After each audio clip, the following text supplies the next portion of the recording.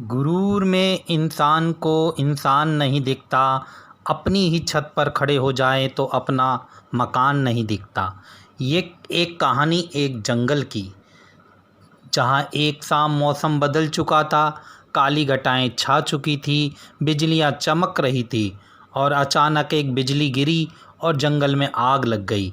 जानवर इधर उधर भागने लगे, चारों तरफ भगदड़ मच गई। उसमें से एक सुनहरी हिरनी भी थी जो भाग रही थी। आज सुनहरी हिरनी को बच्चों को जन्म देना था। बच्चों को जन्म देने के लिए हिरनी सोचने लगी, मैं अब कैसे बचूंगी और अपने बच्चों को कैसे जन्म दे पाऊंगी। हिरनी दौड़ रही थी, दौड़ते दौड़ते जब वो जंगल के किनारे पे पहुंची तो नदी पे जाकर वो रुक गई। देखा नदी में पानी बहुत तेज बह रहा था।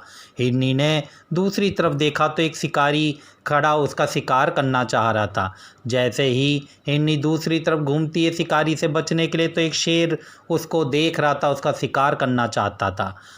हिरनी ने मन ही मन सोचा, आज तो वो बच नहीं पाएगी, अब उसके बच्चे कैसे जन्म लेंगे। उन्होंने तो धरती में अभी जन्म भी नहीं लिया।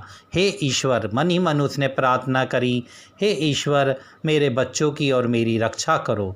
ईश्वर पे ध्यान करने पे अचानक परिवर्तन हुआ और जो शिकारी उसका शिकार करना चाह रहा था, अचानक जंगल से जो आग लगी थी उसकी एक चिंगारी उसकी आँखों में गिरी और वो आँखों मलने लगा, जिससे उसका निशाना चूक गया और जो गोली उसके बंदूक से निकली वो जाकर शेर को लग गई।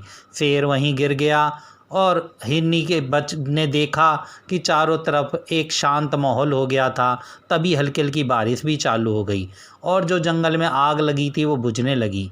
हिरनी ने अपने बच्चों को जन्म दिया और ईश्वर का धन्यवाद किया।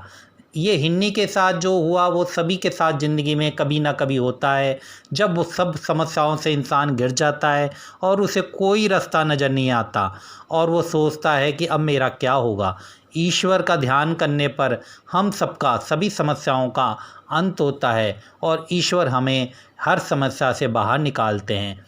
इसलिए हमें ईश्वर पे हमेशा विश्वास रखना चाहिए और कभी भी अपना विश्वास को, ईश्वर के प्रति विश्वास को डगमगाने नहीं देना चाहिए और उन पे जो श्रद्धा हमारा विश्वास है अटूट बनाए रखना चाहिए, क्योंकि जो ईश्वर न्याय करते हैं वही सच्चा न्याय है। जय हिंद।